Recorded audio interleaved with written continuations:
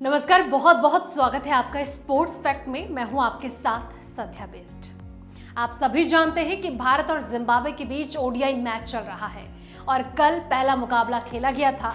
और जिस तरीके से टीम इंडिया ने जिम्बाब्वे को 10 विकेट से करारी शिकस्त दी थी और जिसकी चर्चा हर जगह है। आप सभी जानते हैं कि पहले जब टीम इंडिया टॉस जीती थी, यानी कि केएल राहुल की कप्तानी में टॉस जीता गया था, उसके बाद डिसीजन लिया गया था कि पहले टीम इंडिया फील्डिंग करेगी और जिम्बाब्वे को बैटिंग करने का मौका दिया जाएगा। कुल 190 रन टीम इंडिया को बनाने थे, लेकिन जब टीम इंडिया की बैटिंग की बारी आई तो आप सभी जानते हैं कि शिखर धवन और शुभमन गिल ने ओपनिंग की थी और धमाकेदार वो ओपनिंग रही थी, जिसके बाद टीम इंडिया को भारी बढ़त यानी कि 1-0 से टीम इंडिया आगे चल रही है।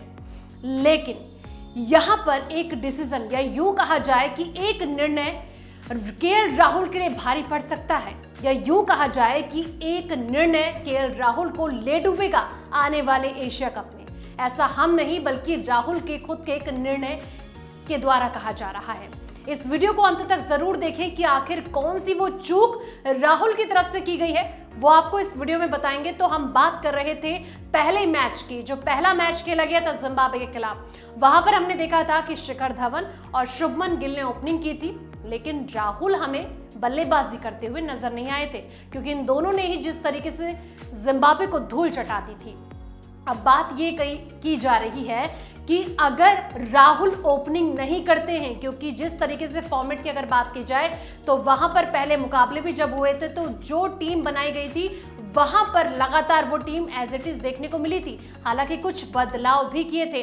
अब ऐसे में सवाल ये उठ रहा है कि राहुल ने खुद के लिए गड्ढा खोद दिया है। जिस तरीके से बीसीसीआई ने एक बड़ा डिसीजन लिया था और शिखर धवन को कप्तानी से हटाकर केएल राहुल को उनकी जगह पर बैठा दिया था, यानी कि पूरी कप्तानी की जिम्मेदारी उनके कंधे पर दी गई थी, क्योंकि काफी लंबे वक्त के बाद केएल राहुल ने वापसी की थी। हर कोई उनकी फॉर्म का इंतजार कर रहा था कि केएल हमें ओपनिंग करते हुए नजर आएंगे, अपनी फॉर्म में वापसी करते हुए नजर आएंगे, लेकिन ऐसा नहीं हुआ था। हालांकि कई लोगों के लिए, उनके फैंस के लिए भी चूंकि वो शॉकिंग था।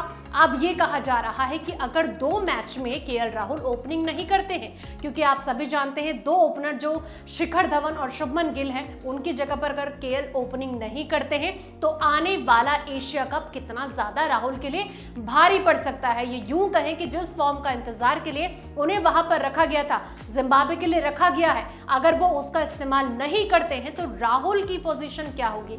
क्योंकि हम सभी जानते हैं कि पिछले साल जब भारत और पाकिस्तान के बीच मुकाबला हुआ था, वहां पर बिल्कुल टीम इंडिया की करारी शिकस्त हुई थी। हर जगह टीम इंडिया काफी ज्यादा परेशान भी थी। इस तरीके की चर्चा भी हो रही थी कि आखिर इतनी करारी शिकस्त टीम इंडिया को खानी पड़ी थी। लेकिन अब जिस तरीके से बदलाव टीम इंडिया कर रही है, चाहे वो T20 सीरीज की बात की जाए या फिर ओडीआई मैच की बात की जाए, वहां पर एक बड़ी जिम्मेदारी केएल के कंधे पर थी। और देखिए कि कप्तानी भी उन्हें दी गई थी, लेकिन वो चाहते तो इस बात को भुना सकते थे, इस चीज को भुना सकते थे कि वो ऐसा ओपनिंग के तौर पर हमें मैदान में खेलते हुए नजर आ सकते थे।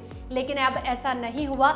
ये देखने वाली बात होगी कि आने वाले 2 मैच में, यानी कि 2 मैच जो बचे हैं, जो 20 तारीख को यानी कि कल खेला जाएगा और फिर 22 तारीख को मैच खेला जाना है, क्या अगर केएल वहां पर ओपनिंग नहीं करते हैं, केएल की वो फॉर्म में वो नजर नहीं आते हैं, तो कहीं ना कहीं ये उनके लिए घातक साबित हो सकता है। बिल्कुल घातक साबित इसलिए हो सकता है क्योंकि एशिया कप नजदीक है। वहां पर पहला मुकाबला भारत का पाकिस्तान से होना है। अगर केएल वहां पर अपनी बेहतर तरीके से फॉर्म में नहीं दिखते हैं या नजर नहीं आते हैं, तो उनके करियर के लिए या फिर यूं समझा जाए कि टीम इंडिया के लिए भी कहीं ना कहीं खतरनाक साबित हो सकता है। अब जब इतनी बड़ी जिम्मेदारी केएल के कंधे पर थी, वो चाहते तो ओपनिंग कर सकते थे, लेकिन उन्होंने ऐसा नहीं किया, या यूं कहा जाए कि उन्होंने अपने ही पैर पर कुल्हाड़ी मार दी।